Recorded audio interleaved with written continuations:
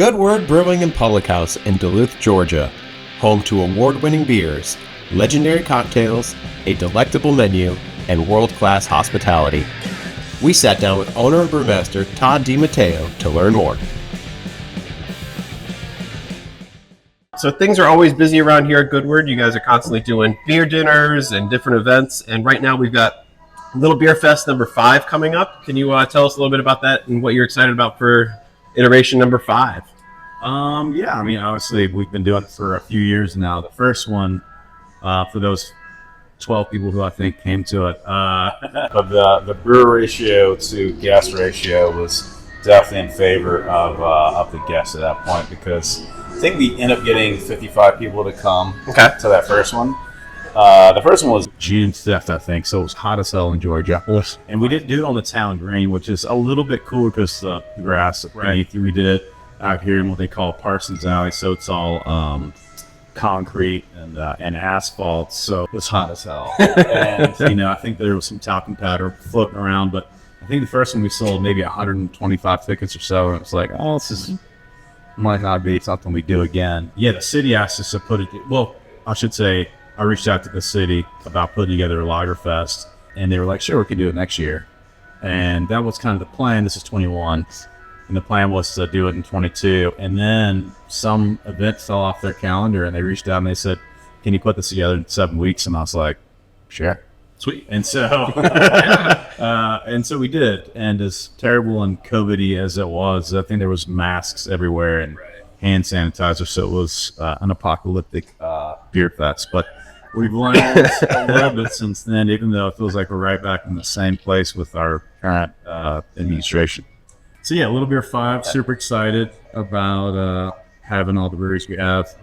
In the beginning, I wanted it to just be a festival where we only had lager breweries, but since it was 21 and so many breweries were being, and for good reason, sensitive about travel and all that kind of stuff, I couldn't get the 30 or so lager-only breweries I wanted to get. So we kind of did a little bit of a mix. We made some friends over the first couple of years of us being open. And so it ended up being, I hate to use the word like hypey, but we blended some lager-centric breweries with some big breweries that were a little noisier. But it was a good bunch. And I think we learned a little bit over the subsequent years. And this year it's going to be a little bit tighter, a little more organized. We have been doing the educational part with All About Beer. Like, it's been mostly panels and some talks and stuff like this. Yeah. But this year we've got Latrice, my good friend, the beer godmother. Yeah. She's going to be part of that. And then in this special tent, because we had them, if you guys have been a little bit before, but we had them on this like little riser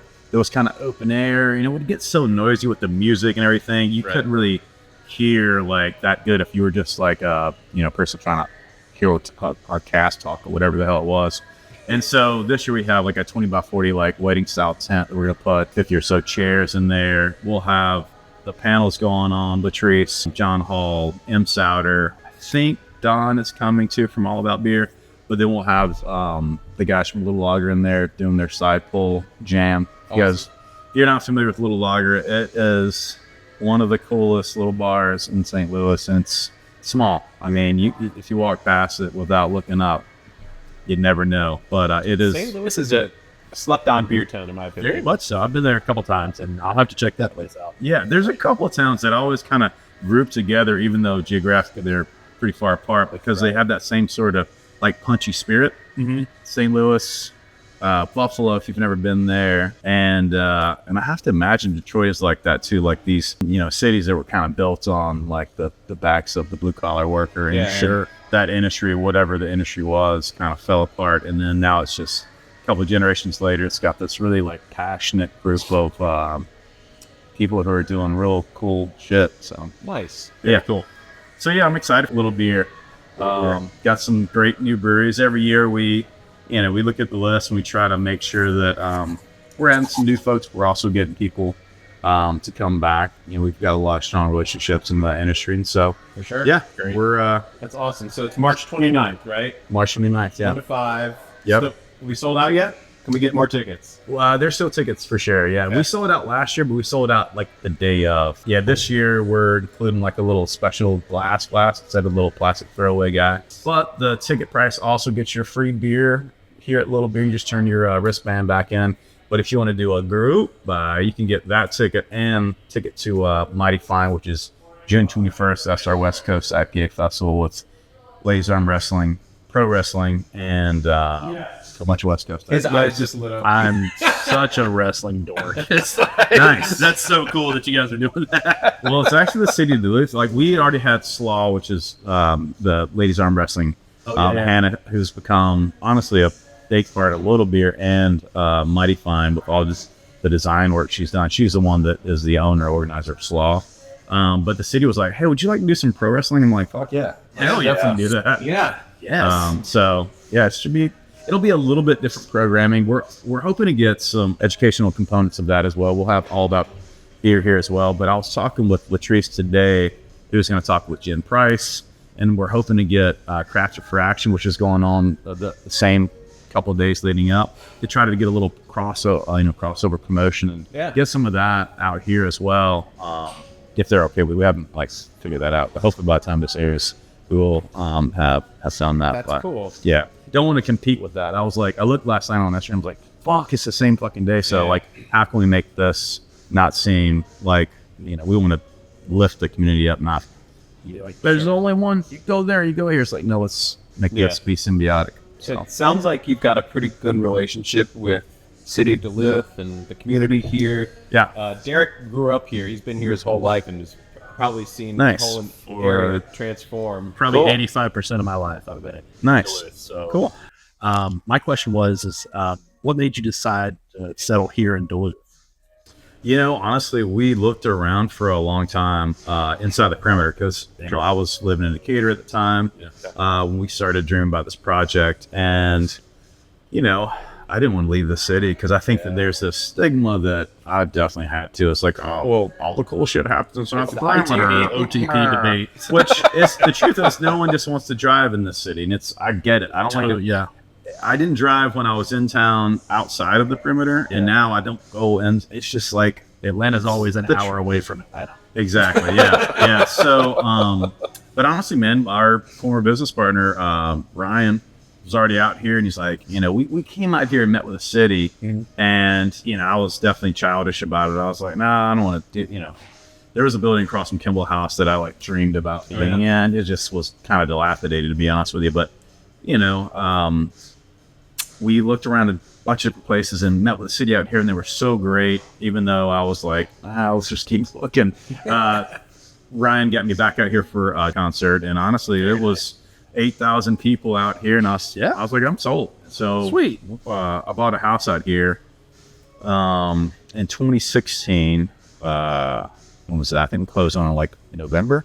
Okay. So I was like, fuck it, we're gonna have to be out here and do this. Almost 10 years later, look where we are. Almost 10 years later, here we are. There's a reason I really haven't left here. I love it. Yeah, it's It's great. a good spot. I mean, the thing that people don't realize too, it's like it's so culturally diverse. Like Beaufort Highway is littered with some of the best restaurants, agreed, just around, and they're just so unfussy. It's just like, I always send people to Masterpiece, which is a mile down the road on the left. James Beard nominee, 7-8 years ago, and has some of the best Szechuan food. There's so many places that are like that. They're like these little beautiful nuggets of just delicious food. So, For sure. Yeah, I love it. Very Yeah. cool.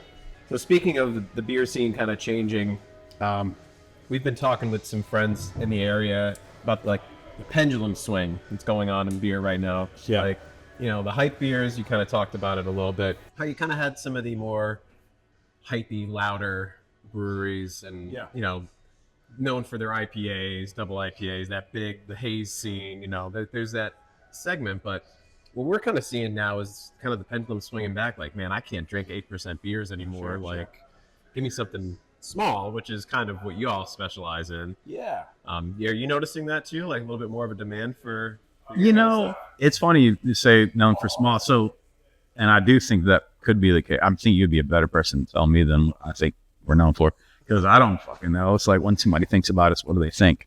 So that's probably the best way is to agree with that. But I will say that I feel like we're known for English and lager beer and for like barley wine and stouts, because Two different, very different ends. different, yeah. But I that's what I feel like, and I think that's where we've been recognized in some ways in the industry for those type of things. But we definitely make more of lager and English beer, and generally just classic styles. Yeah. But as far as do I think it's swinging back, I have talked about this a fair amount over the years. I feel like when I first got into craft beer and like started drinking craft beer, I want to say when I was in Asheville, this is before Asheville was cool. Well, actually, it was really cool, but where it had the big, explosion of breweries and everything. But I was there in 2002 to 2005, and I thought I'd had it all figured out. I was drinking like Highland beers and drinking Guinness and 420, and every now and then I drink something macro off Summit. So I discovered craft then, but I didn't know shit about craft, so I started working at a brick store. And back then, 2005 to like 2010, like you got to really know what you're talking about in beer for people to like listen. And then the big explosion of like Instagram and Instagrammable things with like fruity this or the haze is a flavor. Well, I can't see through that. And I don't know. I think that kind of got us in this sort of Ouroboros with the snake is eating its own tail kind of thing. Because what happened was we started relying on, instead of rate beer or stuff like that, where people have to like leave a really detailed sort of thing. I think some people do it on tap, but on tap was just this, you don't qualify the user. No. And the bummer is, and sometimes the user's incredibly qualified, but we don't get to do that part. So they shouldn't be able to like score it. They should be able to leave what they want to leave a review as, but like not score your thing, because those untapped scores affect the breweries, which affect what distributors buy, because the retailers don't want to buy it. So this is what I mean with like, what is the dog? Wag the tail. Wag the dog or whatever. It's one of those kind of things. It's like it created this sort of homogeneity for like craft beer, and I feel like that along with lots of other things has forced beer to get into this little like dormant state where it's just like no one really knows what's happening. And again, the young craft would-be drinkers are not drinking beer in general, right? Or they're smoking pot, or they're THC drinks or whatever the hell they're doing, which is totally great. There's room for all that stuff. But I feel like all of those things have led us to where we are at this point, whether that's, classic styles having revitalization, or like your educators really coming back into prominence, because that's what I see and focus on. And that's what I take my view and I make it narrow, so the noisy stuff over here and over here don't affect how I'm behaving and how I'm brewing or that kind of stuff. So I feel like I keep myself, kind of boxed in a little bit. But I think that's great to have that discipline, though, because that allows you to focus on what you're really good at and what you want to be good at. Yeah, totally. But for us, I mean, we didn't really see a decline. Like our sales are up, almost 50% from 23 to 24. January, February, both were up 18 and 20%. Great. So awesome. But we have cocktails, and we've got wine, we have food, we have all these sort of things. So I think we have a lot of the right components, right pieces. Yeah. We also have this like, open and beautiful space that I think that people want to come in, like, not to pick on anybody's budget. We've done things over the last, 8 years or so. I was looking at videos from day one of openings. Holy shit, this place looked terrible. So I'm not picking on anybody who has their space that looks like because it's what you can afford. But like, before you go buy another tank, maybe make your place look a little bit better, because if somebody can't bring a date there to hang out, maybe you should buy some new chairs. Your place has got to be inviting. You want to have people come in, just chill, have a good time, and drink your product.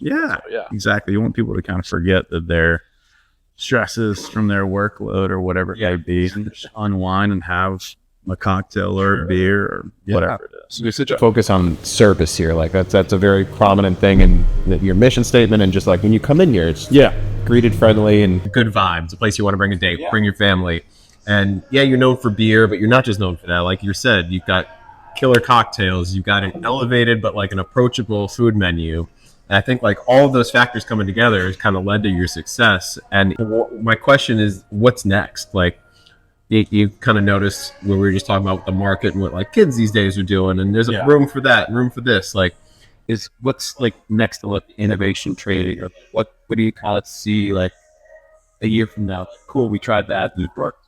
Something along. So I don't know, man. I'm not a great predictor of what people gravitate towards next, to be honest with you. I just, again, with the blinders on, I focus on Good Word. And like for us, and you kind of touched on it a little bit, we're a hospitality business that happens to make really good food and beer. And so like, we're just trying to get really more in sync as a team of people. Like, I feel like, and again, you touched on this as well, like culture, like what's in our four walls is wildly important. And so we're really like protective of that, but we also want to like nurture those things so they kind of like develop. And so when we hire somebody, we want to make sure that they get all the right tools and all that sort of stuff. But right now we're just tightening up on service and like quality of beer. We're focusing on our like lab. Purchased a PCR today. Like I'm on eBay, like, all right, can I get this for less money, please? Yeah, you know, I'm trying to focus on quality. For me personally, I think that this year is just all about getting really, really succinct as a team, whole team, front and back of the house, Good Word, and then quality of beer and like, you know, true QC work. It's real tight. And then next year, maybe we have something we want to do. I don't know. I can't say. I can't say because it's not a thing yet. But you know, there are other things that I definitely would like. Probably to got a ton of ideas going through your head. Way more ideas. Yeah. I'm not gonna add another beer fest. I'll tell you that for sure. Will not be another new beer fest. Gotcha. We have three. Yeah. This year is already locked in. So we basically have to let the city of Duluth know by September of the previous year what's going to be on the full calendar. Gotcha. So once I tell them the date's the date, I can't fucking bend. So it's like, all right, little beer, it's going to be a date, you know. So what I'm going to do next year though is probably move little beer back into April and then slide. We'll see about Mighty Fine. We'll see how it does. Like the only thing that worries me a little bit about Mighty Fine is like it's IPAs, and I just worry. You know, we're real sensitive about people getting overserved or over drinking. So, you know, hopefully there's a lot of these IPAs that are closer to 5% than 8%. But we manage that, you know, pretty well. And we have a great set of volunteers that have been doing this for a long time. Yeah. Mary Fiorello heads those up. But trying to make sure that everyone behaves and, you know, there's no people getting sick or passing out. I've been to way too many festivals where, you know, at the end of the fest, there's like 7 huge men passed out on lawns. Yeah. It's like, what just happened? This is like a war zone. You're talking about something being apocalyptic. It's a lot like that. Yeah, we don't want to like do that. Dead, people stumbling around. Yeah, so we'll TBD Mighty Fine. We'll see how that goes. But Le Bon, our Saison and Oyster Fest, which is usually in September, we're going to move that. This is for 26. We'll move that to our 9th anniversary. Like kind of wrap it all together. You wrap it all together because this past year we did 7 days, and the 7 days was great because we turned 7. Sure. We had a different collab. We had released 8 beers for the event, but we released 9 beers. So we had 8 collabs. We had 1 barley wine that just wasn't a collab. We just released it. So we released 2 beers on one day. But anyway, we had a mini tap takeover with each of the collaborators and then a guest chef each night of the week. And it was just a fucking lot. And it's like, you know, I'm not going to keep that momentum. Like, at 8 years, we can wait. You know, it's like, I'm not doing. That was way too stupid. So I won't be doing that. I'm dumb, but not that dumb. So when is y'all's anniversary? November 27th. November 27th. Okay. Yeah. So that's always a decent time around Duluth because it's, you know, it's not too cold, not too, you know, it's Georgia weather. You never know what you're going to get. 100%. We always do it usually the first week or 2 of November too, just to try to get away from Thanksgiving a little bit. Right. Last year we got away from the election and the and Thanksgiving, so it was like kind of, you know, the second week we started, but it was a lot of fun, but a lot of work. So I'm sure. Bucket list brewery to visit that you have not visited. Bucket list brewery? Yeah, I don't know, man. Maybe Ondex. I mean, I've been to, you know how it goes. Like when I'm out of town, unless I'm out of town for like to visit a brewery, I'm not brewery hopping. I'll go to like 1 or 2 breweries, but usually see your friends or to see people we know or whatever. It depends on who I'm hanging out with. But usually I want to go to like fucking hole-in-the-wall like food places that people recommend. Buford Highway. Buford Highway spots, or some dive bar at like 12:30 in the morning. Sure. That's got karaoke, so Nice. yeah. Favorite Georgia brewery that's not named Good Word. Favorite Georgia brewery? Oh man, I don't want to do that. I love. There's so many great breweries here, and we're friends with a lot of them. So yeah, there's a lot of great breweries here. What is like one of your favorite Georgia local beers? Specific Favorite? Yeah. Holy shit, that's the worst question. Well, only because It's like, what's your favorite movie if you can? I know Nail it, my you favorite movies. It's a tie. It's The Jerk and Caddyshack. Ooh, I've watched them so many times. Nice. Solid answers. Yeah, I got my. We didn't actually finish it, but my youngest daughter, who was 8, my kids are 17, 15, and 8, all girls. But the youngest, she's like, for whatever reason, asked me what my favorite movie was, and I was like, oh, it's Jerk. She's like, why would you want to watch a movie called The Jerk?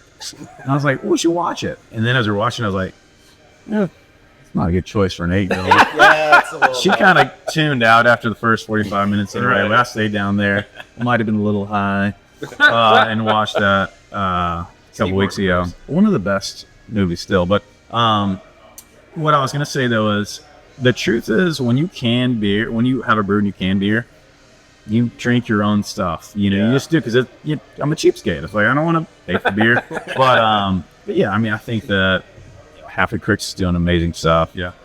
Inner Voice is doing great. Variant, you guys. TWAIN'S.